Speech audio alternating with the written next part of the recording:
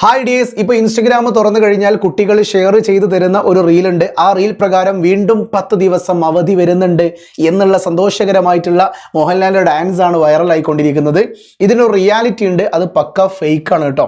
Okay, അതിൻ്റെ റിയാലിറ്റിയാണ് നമ്മളിവിടെ cross check ചെയ്യാൻ വേണ്ടി പോകുന്നത്. സോ ഇത്തരം വിദ്യാഭ്യാസപരമായ വാർത്തകൾക്കും ഇൻഫോർമേറ്റീവ് വീഡിയോകൾക്കും ഈ ചാനൽ സബ്സ്ക്രൈബ് ചെയ്യാൻ മറക്കല്ലേ. അതോടൊപ്പം തന്നെ മറ്റുള്ള വിദ്യാർത്ഥികളിലേക്ക് ഷെയർ ചെയ്യുവാനും മറക്കല്ലേ. സോ ഡിയേഴ്സ്, ശ്രദ്ധിക്കാം. എടാ, സെപ്റ്റംബർ 27 നിങ്ങൾക്ക് ശനിയാഴ്ചയാണ്. സെപ്റ്റംബർ 28 ഞായറാഴ്ചയാണ്. അത് കഴിഞ്ഞ് സെപ്റ്റംബർ 29 പൂജ വെപ്പ് സ്റ്റാർട്ട് ചെയ്യുന്നത്.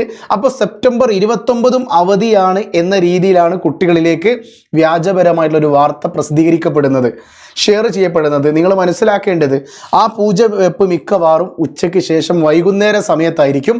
അതുകൊണ്ട് എന്തായാലും ഗവൺമെൻറ് 29 വർക്കിംഗ് ഡേ ആയിട്ട് തന്നെയായിരിക്കും പ്രഖ്യാപിക്കുക. ഇതുവരെ ഒരു ഒഫീഷ്യലായിട്ട് അത് അവധിയൊന്നും കൊടുത്തിട്ടില്ല. ഇന്ന് തന്നെ ഒരു പ്രത്യേക സംഘടന എന്ത് ചെയ്തിട്ടുണ്ട്, പൂജവെപ്പ് സ്റ്റാർട്ട് ചെയ്തത് മുതൽ അവധി നൽകണം എന്നാണ് പറഞ്ഞത്.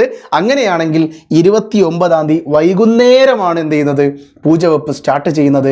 സോ 29 നിങ്ങൾക്ക് വൈകുന്നേരം വരെ സ്കൂൾ നടത്തുന്നതിൽ യാതൊരുവിധ പ്രയാസങ്ങളും ഇല്ല. എല്ലാ വർഷവും അങ്ങനെ തന്നെയാണ് ഉണ്ടാവാറുള്ളത്. 30 എന്തായി മാറിയപ്പോൾ പൂജവെപ്പായിട്ട് മാറി. അപ്പോൾ 30 നിങ്ങൾക്ക് എന്തായാലും അവധിയായിരിക്കും. സോ നമ്മുടെ ഭാഷയിൽ പറഞ്ഞു കഴിഞ്ഞാൽ നിങ്ങൾക്ക് ഓൾമോസ്റ്റ് ഈ 27 കിട്ടി, 28 കിട്ടി, ഇനി 30 കിട്ടിയെന്ന് വിചാരിക്കുക. സെറ്റല്ലേ? ഇനി അടുത്ത മാസത്തിലേക്ക് പോകുമ്പോൾ ഒക്ടോബർ മാസത്തിൽ ഓൾറെഡി 1 തീയതി പൂജവെപ്പിൻ്റെ ദിവസമായിട്ടും നിങ്ങൾക്ക് കൂട്ടാം, അതായത് മഹാനവമിയായിരിക്കും കൂട്ടാം. അതോടൊപ്പം തന്നെ 2 തീയതി ഗാന്ധി ജയന്തി വരുന്നുണ്ട്, മാത്രമല്ല വിജയദശമിയും കൂടിയാണ്. സോ അങ്ങനെ 2 അവധി കിട്ടി.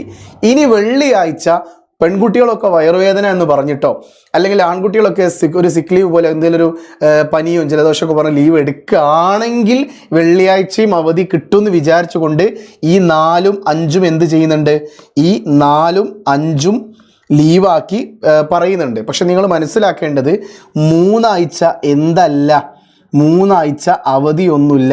3 തീയതി വെള്ളിയാഴ്ച സ്കൂൾ പ്രവൃത്തി ദിനമാണ്. അന്ന് യാതൊരുവിധ പ്രയാസങ്ങളും ഗവൺമെൻറ്റിനില്ല. അന്നൊരു അവധി പോയിട്ടൊരു സംഗതിയില്ല അന്ന്. സോ 3 ആഴ്ച നിങ്ങൾക്ക് വർക്കിംഗ് ഡേ ആണ്. ഇനി 4 തീയതി വരുന്ന സമയത്ത് ശനിയാഴ്ചയാണ്. പക്ഷേ ഹൈസ്കൂൾ വിദ്യാർത്ഥികൾക്ക് അധിക പ്രവൃത്തി ദിവസമാക്കി നൽകിയതും ഈ ശനിയാഴ്ച അതിൽ പെടുന്നുണ്ട്. സോ ഒക്ടോബർ 4 തീയതി കേരളത്തിലെ ഹൈസ്കൂൾ കുട്ടികൾക്ക് നിർബന്ധമായിട്ടും ക്ലാസ് ഉണ്ട്. അപ്പോൾ അവർക്ക് ലീവില്ല. 8, 9, 10 കുട്ടികൾക്ക് 4 തീയതി ശനിയാഴ്ച വർക്കിംഗ് ഡേ ആണ്. മനസ്സിലാവുന്നുണ്ടോ പറയുന്നത്? സോ +1 കുട്ടികൾക്ക് പിന്നെ 4 തീയതി എന്താണ്, ഓൾറെഡി ലീവാണ്. അത് കഴിഞ്ഞാൽ 5 തീയതി ഞായറാഴ്ച ആണ്. പിന്നെ വീണ്ടും തിങ്കളാഴ്ച ഓൺ ഗോയിങ് ആണ്.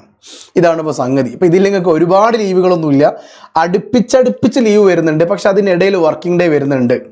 ഇത് ഒരാൾ എന്ത് ചെയ്യാണ്, കള്ളമടിയിലൂടെ ലീവുകൾ എടുക്കുകയാണെങ്കിൽ, ഓപ്പണായിട്ട് പറയുകയാണെങ്കിൽ, എന്നൊരു കുട്ടി പറഞ്ഞ കാര്യം കേട്ടോ, ഈ 26 വെള്ളിയാഴ്ച, ആ 26 തീയതി ഒരാൾ ലീവ് എടുത്തെന്ന് കൂട്ടിക്കോ.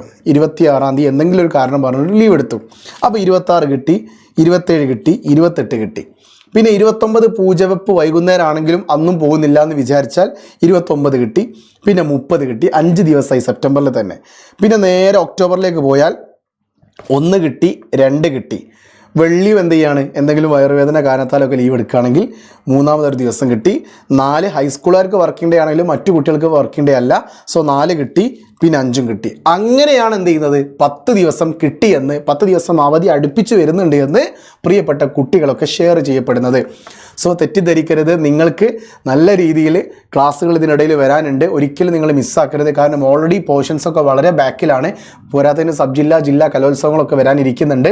അതിനിടയിലൂടെ ഇത്തരം ലീവുകൾ വരുമ്പോൾ പ്രയാസമേറുന്ന കാര്യങ്ങളായിരിക്കും. അതുകൊണ്ട് പ്രിയപ്പെട്ട വിദ്യാർത്ഥികൾ വളരെ കൃത്യമായിട്ട് വെൽ സ്ട്രക്ചേർഡ് ആയിട്ട് പ്ലാൻ തയ്യാറാക്കി ഈ 10 ദിവസങ്ങൾ ഉപയോഗപ്പെടുത്തുക. പൂജവെപ്പിൻ്റെ ദിവസങ്ങളിൽ എല്ലാവർക്കും പൂജവെപ്പില്ല. ഓക്കെ, ഓൾറെഡി നിങ്ങളിപ്പോൾ പൂജവെപ്പിലാണെന്നറിയാം. അന്നും കൂടി പിന്നെ പ്രത്യേകിച്ച് പൂജ വെക്കേണ്ട ആവശ്യമൊന്നുമില്ല എന്നാണ് ഞാൻ മനസ്സിലാക്കുന്നത്. അതുകൊണ്ട് തന്നെ നിങ്ങളെല്ലാവരും കിട്ടുന്ന അവധികൾ ഉപയോഗിക്കുക. പൂജവെപ്പിന് നിങ്ങൾ അത്രമേൽ എന്ത് ചെയ്യുക, കാര്യങ്ങളൊക്കെ ചെയ്യുക. ബാക്കിയുള്ള ദിവസങ്ങളിലൊക്കെ ഈ ശനി ഞായർ ദിവസങ്ങളിലൊക്കെ മാക്സിമം യൂട്ടിലൈസ് ചെയ്യുക. എന്നിട്ട് നിങ്ങളുടെ പഠനത്തിന് വേണ്ടി ചിലവഴിക്കുക. നല്ല ക്വസ്റ്റ്യൻസിൻ്റെ പാറ്റേൺ മാറി, നല്ല സിലബസ് ആണ്, നല്ല ടൈറ്റ് ക്വസ്റ്റ്യൻസ് ആണ്. ഇന്ന് കേരളത്തിൽ ഒരു ക്രിസ്മസ് പരീക്ഷ നടക്കുകയാണെങ്കിൽ പഠിക്കുന്ന കുട്ടി ഏതാണ്, പഠിക്കാത്ത കുട്ടി ഏതാണെന്ന് വളരെ കൃത്യമായിട്ട് എന്ത് ചെയ്യാൻ പറ്റും, സെപ്പറേറ്റ് ചെയ്തെടുക്കാൻ പറ്റും. അതുകൊണ്ട് നിങ്ങളാണ് പഠിക്കേണ്ടത്, ഞങ്ങളല്ല. പഠിപ്പിക്കാൻ ഞങ്ങൾ റെഡിയാണ്. മാക്സിമം ഫോളോ ചെയ്യാൻ മറക്കല്ലേ. ഈ ഒരു വീഡിയോ മാക്സിമം ഫ്രണ്ട്സിലേക്ക് ഷെയർ ചെയ്യുക. റിയാലിറ്റി നിങ്ങൾ അവർക്ക് എത്തിച്ചു കൊടുക്കുക. 10 ദിവസം അടുപ്പിച്ച് അവധികളൊന്നുമില്ല, അതിനിടയിൽ ചില വർക്കിംഗ് ഡേയ്സ് വരുന്നുണ്ട്. ഓക്കെ ആണല്ലോ? സോ വീണ്ടും കാണാം. It's me M S from M S solutions. ഇനി എന്തിന് വേറെ സൊല്യൂഷൻസ്. ബൈ.